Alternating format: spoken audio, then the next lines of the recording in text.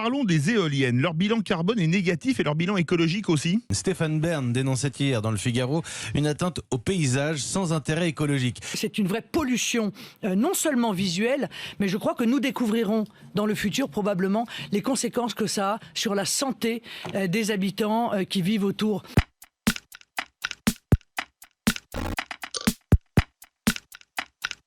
La question appelle une réponse plus nuancée.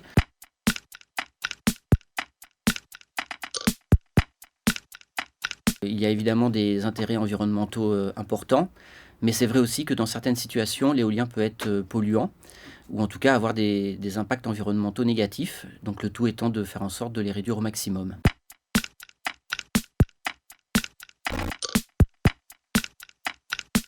Alors, c'est pas tout à fait ça. L'éolien fonctionne entre 75 et 95% du temps, c'est-à-dire qu'en fait, il ne fonctionne pas lorsque le vent est trop faible ou trop important. Par contre, si on regarde la capacité de production, c'est-à-dire que la production d'une éolienne par rapport à sa capacité maximale, elle ne produit que 25% de sa capacité maximale, c'est-à-dire 25% de l'énergie qu'elle pourrait produire si elle était à plein régime tout le temps. Tout simplement parce que le vent n'est pas toujours à une vitesse optimale pour atteindre le plein régime.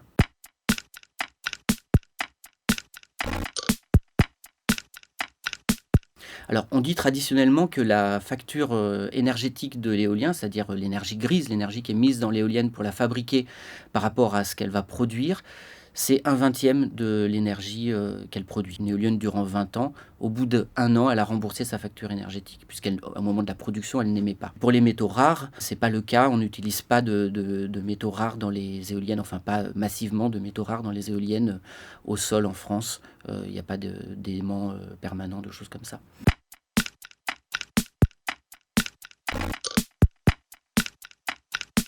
Alors, c'est vrai qu'une éolienne, si on prend depuis le socle jusqu'aux pales, il y a toute une partie qui se recycle bien, sans problème. C'est de l'acier, c'est du béton. En revanche, les pales d'éoliennes sont en matériaux composites et là, il n'y a pas de filière de recyclage. Donc aujourd'hui, la solution qui est retenue, c'est en gros de les broyer et de les utiliser pour en combustible en cimenterie. Donc effectivement, il n'y a pas de filière de recyclage. On pense que le marché va émerger là dans les 5 années qui viennent, avec à peu près 1500 éoliennes à déconstruire. Il sera vraiment mature en 2030.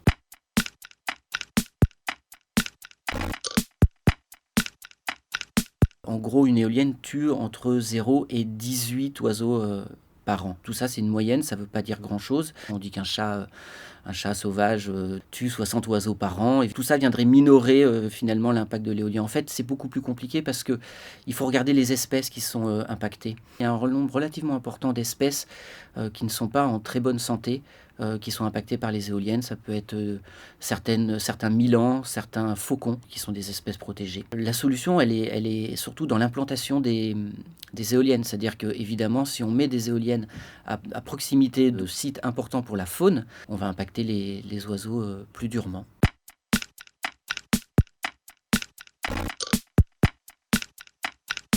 Pour faire simple, ce qu'on peut dire, c'est qu'on a un éolien historique qui a été construit à un prix qui était un peu plus de 80 € par mégawattheure.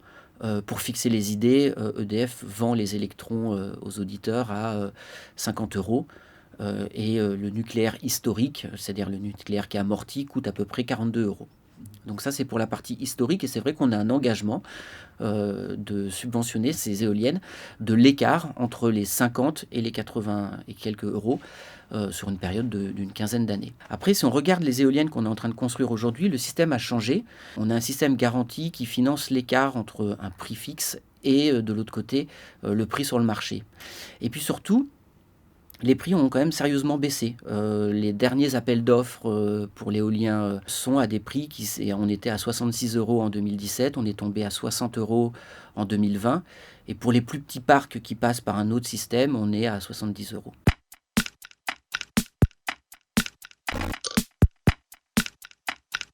On ne peut pas mettre des éoliennes partout. Il y a beaucoup de réglementations sur les commissions départementales des sites, etc. Il faut l'avis des architectes de France lorsqu'on est à côté de monuments historiques, etc. En revanche, ce qui est tout à fait vrai, et ça c'est un vrai problème pour les paysages, c'est qu'il y a des zones qui ont été très très très largement équipées.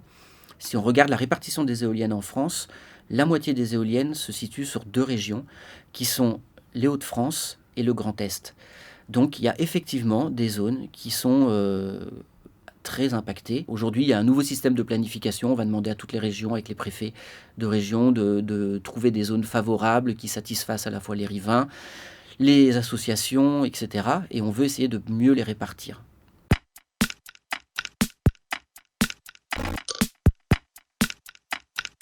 L'Agence sanitaire française a étudié le sujet et elle a conclu qu'il n'y a pas d'impact du son. Aujourd'hui, on ne construit pas d'éoliennes à moins de 500 mètres d'un logement. Si on compare avec des bruits courants de la campagne, etc., le bruit de l'éolienne est extrêmement faible. Par contre, il est lancinant. Dans le vécu des gens, effectivement, certaines personnes peuvent être impactées, c'est tout à fait probable.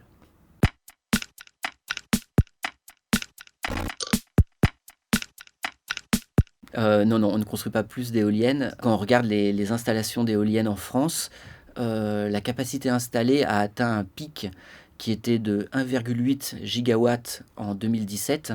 Et depuis, elle n'a cessé de baisser. Et l'an dernier, on est tombé à 1,1. Donc on a perdu 700 mégas de capacité installée annuelle sur les 3 dernières années, par rapport au pic de 2017. Et pour atteindre les objectifs que s'est fixé la France dans la programmation pluriannuelle de l'énergie, il faudrait en construire 2 gigas. Donc non seulement on n'en construit pas de plus en plus, on en construit de moins en moins, mais en plus on est loin des objectifs que se sont fixés les pouvoirs publics.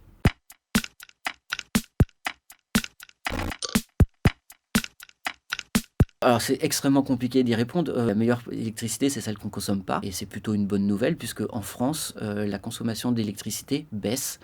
Le pic de consommation était à 540 TWh en 2011 et l'an dernier, on est passé à 450 TWh, si j'ai bonne mémoire. Donc ça baisse tranquillement. C'est vrai que l'année dernière était particulière avec la Covid, mais malgré tout, vous pouvez prendre les graphiques et vous voyez que c'est une courbe en dents de scie, mais en pente douce.